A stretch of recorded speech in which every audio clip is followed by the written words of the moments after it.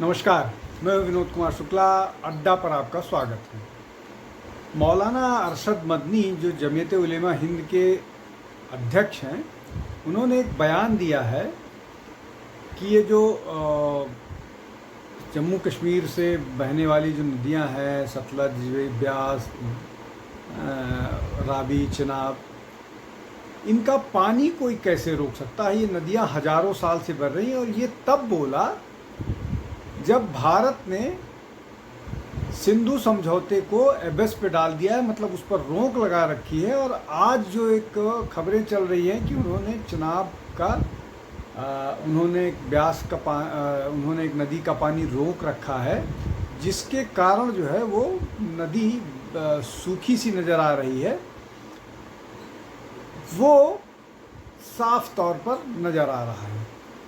अब क्यों किसी भारत के मौलाना को पाकिस्तान के प्रति सहानुभूति दिखाने की ज़रूरत पड़ गई। मौलाना अरशद मदनी हर वो बात जो भारतीय जनता पार्टी, जिसको वो हिंदुओं की पार्टी मानते हैं, वो करती है, उसके खिलाफ अदालत में जाते हैं। वो एक रिलीजियस एजुकेशनल इंस्टीट्यूशन के हेड कह लीजिए, या उसमें एक प्रमुख अध्यापक कह लीजिए, लेकिन वो पढ़ाई को छोड़ करके बाकी सब काम में ज़्यादा सक्रिय दिखते हैं, ज़्यादातर राजनीति में सक्रिय दिखते हैं। अब ऐसा नहीं है कि उनका परिवार जो है वो राजनीति से उसको कोई लेना देना नहीं है। खूब अरशद मदनी के भाई असद मदनी कांग्रेस के सांसद रहे हैं, और उन अरशद मदनी का भतीजा महमूद मदनी जो दो धड़ा बटा हुआ है, वो भी राज्यसभा में सांसद रहे। हालांकि राष्ट्रीय लोकदल से अजीत सिंह जब थे तब वो राज्यसभा गए थे, उनको एक टर्म दिया गया था। अब अरशद मदनी या महमूद मदनी जो भी बात करते हैं, वो ज़्यादातर ऐसा होता है जो शुगर कोटेड होता है। वो देखने में लगेगा कि वो देश से जुड़ा है, लेकिन वो कुल मिला करके कम्युनलिज्म की बात होती है। अब उसका सबसे बड़ा उदाहरण ये है कि महमूद मदनी पर फिर कभी चर्चा करेंगे, आज अरशद मदनी पर ही बात करते हैं। अरशद मदनी अपनी सब बातों में बोलेंगे, जैसे अभी वो वक्फ को लेकर के कह रहे हैं कि हम आइन की हिफाजत के लिए वक्फ को बचाने में लगे हुए हैं। अगली ही सांस में ये बोल जाते हैं कि हमारे शरिया मामले में कोई इंटरफेयर नहीं कर सकता, और शरिया को बचाने के लिए मुसलमान कुछ भी कर सकता है। अब इसमें विरोधाभास है। ये देश शरिया से नहीं, संविधान से चलेगा। ये दावा करते हैं कि हम यहाँ रह गए इसलिए कि हम इस मुल्क में रहना चाहते थे, लेकिन सच्चाई कुछ और है। इसलिए कि इनके ज़्यादातर समर्थकों ने, जमीयत उलेमा हिंद के ज़्यादातर लोगों ने मुस्लिम लीग को 46 के चुनाव में वोट किया था। उस पर से फिर हटते हैं, अब विषय पर आते हैं। देवबंदी स्कूल को रिप्रेजेंट करते हैं अरशद मदनी। भारत में वो पाकिस्तान के समर्थन में नज़र आए जब उन्होंने इसकी बात की, और उन्होंने जब प्रेस कॉन्फ्रेंस किया तो प्रेस कॉन्फ्रेंस में 4 विषय एक साथ डाल दिए, जिससे पूरा का पूरा मामला डाइल्यूट हो गया। अगर उनको प्रेस कॉन्फ्रेंस करनी थी, और प्रेस कॉन्फ्रेंस से 1 हफ्ते बात कर रहे हैं। अब देवबंदी ही संप्रदाय के, देवबंदी फिरके के एक मौलाना हैं लाल मस्जिद में, अब्दुल अजीज गाजी। अब्दुल अजीज गाजी ये कह रहे हैं कि अगर पाकिस्तान पर भारत अटैक करता है तो कितने लोग भारत के खिलाफ युद्ध करने के लिए तैयार हो जाएंगे।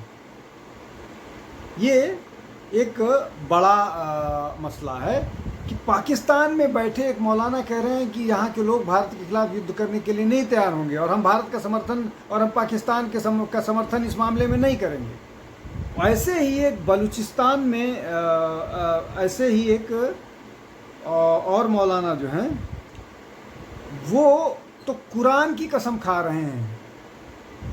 वजीरिस्तान में वो कुरान की कसम खा कर कह रहे हैं कि अगर इस तरह की बात का झगड़ा होता है तो हम पाकिस्तान के खिलाफ लड़ेंगे, हम भारतीय सेना के साथ लड़ेंगे। अब ये जो लाल मस्जिद है इस्लामाबाद की, इसको ये रेडिकल टाइप बात करती है और इसको लेकर के आर्मी के साथ इनका हमेशा से विवाद चलता रहता है। 2007 में आर्मी को हेलीकॉप्टर्स इनके खिलाफ इस्तेमाल करना पड़ा था, हेलीकॉप्टर से बॉम्बिंग करनी पड़ी थी जिसमें 100 लोग के आसपास मारे गए थे। अब ये जो अजीज साहब हैं, अजीज गाजी, ये कह रहे हैं कि ऐसी एट्रॉसिटी या ऐसा अत्याचार तो भारत में भी नहीं होता है मुसलमानों के खिलाफ जो पाकिस्तान में हो रहा है और पाकिस्तान की हुकूमत कर रही है। अब ये दो तरह के बात है कि पाकिस्तान में वहाँ के जो की आवाम है, वहाँ के जो उलेमा हैं, वहाँ के जो इस तरह के प्रीचर हैं, वो ये कह रहे हैं कि ये जो आसिफ मुनीर हैं जो सेना अध्यक्ष हैं, उन्होंने जो किया है वो गलत है, कहा है हिंदू मुस्लिम। अब एक इस मामले को लेकर के ग्लोबली पाकिस्तान की बड़ी छीछालेदर हो रही है, इसलिए कि जो आसिफ मुनीर ने एक स्टेटमेंट दिया था कि हमको ये याद रखना चाहिए कि हमारा जो टू नेशन का कॉन्सेप्ट है, वो टू नेशन के कॉन्सेप्ट में हिंदू मुसलमान नहीं साथ रह सकते हैं। और उसके तुरंत बाद ही पहलगांव में आतंकवादियों ने 26 हिंदुओं को उनका धर्म पूछ करके मार डाला। और ये बात मुसलमान भी कह रहे हैं, कश्मीरी भी कह रहे हैं। लेकिन जो बदलाव हुआ है, सामान्यतः ये होता रहा है कि मुसलमान आंख बंद करके आतंकवादी गतिविधियों पर चुप्पी साध लेते हैं। अभी भी वैसी चुप्पी साध ले रहे हैं, लेकिन थोड़े बहुत बदलाव हुए हैं। जैसे 2 महीने पाकिस्तान का उदाहरण दिया, ऐसे ही एक मौलाना हैं जो बहुत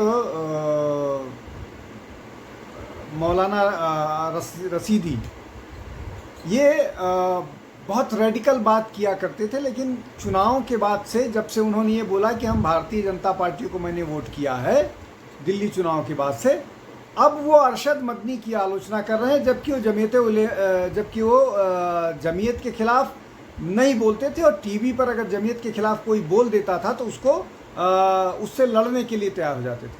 वो जो है रसीदी साहब जो है, मौलाना रसीदी अटैक कर रहे हैं अरशद मदनी पर।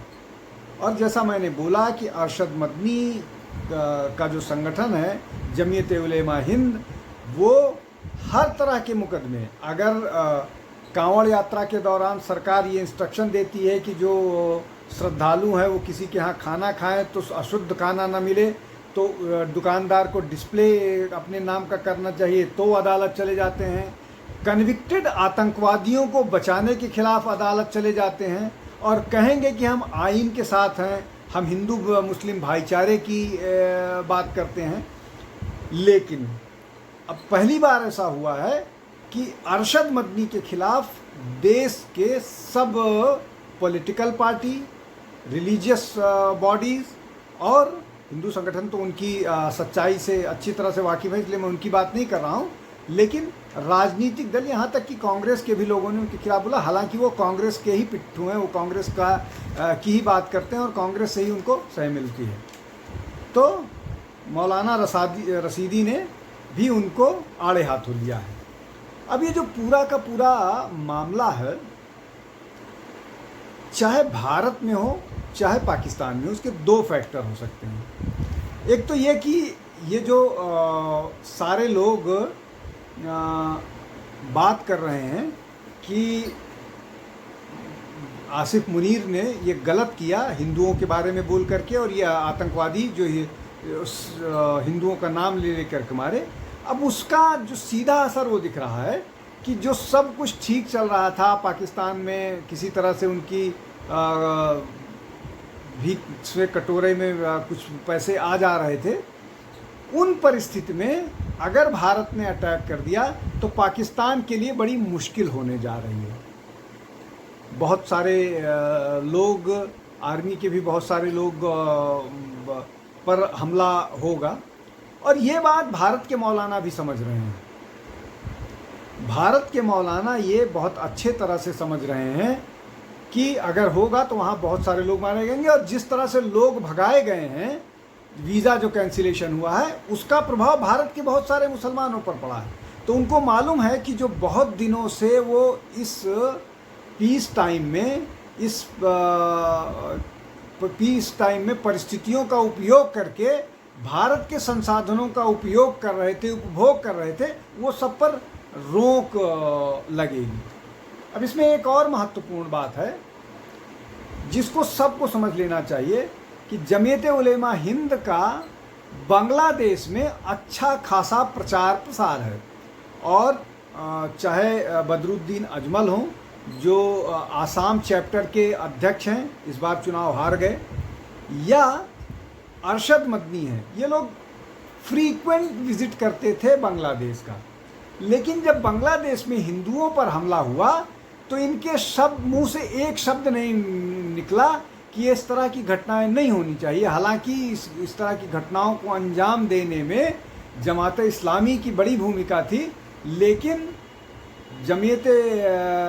जमीयत उलेमा हिंद भी अपनी बात रख सकता था। अब आसिफ मुनीर को लेकर के नाराज़गी है। हालांकि उनको कहा ऐसा जा रहा है कि आसिफ मुनीर ये चाहते थे कि इस तरह की बात करके वो अपना टेन्योर बढ़ा लें, अपना वो है, लेकिन उनका टेन्योर ऑलरेडी 2027 तक बढ़ाया जा चुका है।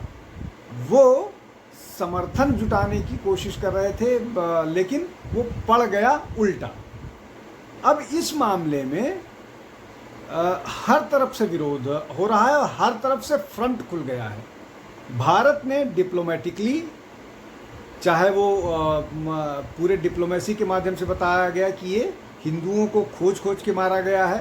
पाकिस्तान का रिकॉर्ड ये बता रहा है कि 9% हिंदू घट करके 1.5% हो गया है। वहाँ किस तरह से बच्चियों को रेप कन्वर्जन होता है वो अब जो बात अब तक कही जाती थी, अब उसको लोग मानने लगे हैं। एक बात। दूसरा कि बलूचिस्तान लगातार बलूच हमले कर रहे हैं और पाकिस्तान की सेना कुछ नहीं कर पा रही है। वजीरिस्तान में 50 लोगों ने सरेंडर किया, सैनिकों ने। सिंध में बवाल हो रहा है। पंजाब को छोड़ करके पूरी जगह से डिस्टर्ब है। तो ये तो अंदर का हाल हो गया। अब भारत किसी भी समय कार्रवाई कर सकता है पाकिस्तान पर। वो कार्रवाई करेगा तो अंदर तो ऐसे ही बहुत सारे लोग जो यहाँ पर स्लीपर सेल्स के लोग हैं, जो एक्टिव ऑन ग्राउंड हैं या जो छिपे हुए हैं, उन सब पर कार्रवाई हो रही है। इन सब परिस्थिति में जब भारत पाकिस्तान के साथ इतने तनावपूर्ण माहौल में है और पाकिस्तान को भी ये लगने लगा है कि वो मुश्किल में आ गए हैं, और जिन लोगों से ये उम्मीद नहीं की जा रही थी कि वो पाकिस्तान के खिलाफ बात करेंगे और ये बोलेंगे कि हिंदुस्तान के खिलाफ हम लड़ने के लिए तैयार हैं, जो गजवाए हिंद की बात करने वाले लोग हैं वो भी भारत से लड़ाई के पक्ष में नहीं हैं। उन परिस्थिति में अरशद मदनी, ये जमीयत उलेमा हिंद जैसे नेताओं का ये कहना कि कोई पाकिस्तान को पानी कैसे रोक सकता है, दो चीज़ हो सकता है। या तो उनको ये मालूम नहीं है, नई टेक्नोलॉजी की उससे नहीं मालूम है, अज्ञानता है कि पानी कैसे रोका जा सकता है, या तो ये मसला हो सकता है जो निश्चित तौर पर हास्यास्पद है। अगर वो ये नहीं देख पाए कि भाखरा नांगल डैम है और भी बहुत सारे डैम है, रिहन डैम है, 50 सैकड़ों डैम भारत में बने हुए हैं, अगर उनको ये जानकारी है। दूसरा ये कि वो इस बात पर उनको वो है कि कैसे सरकार कैसे को रोक सकती है, मतलब सरकार पर अपना विरोध दर्ज करा रहे हैं। ये अपने आप में ये दिखाता है कि किस तरह से अपने धार्मिक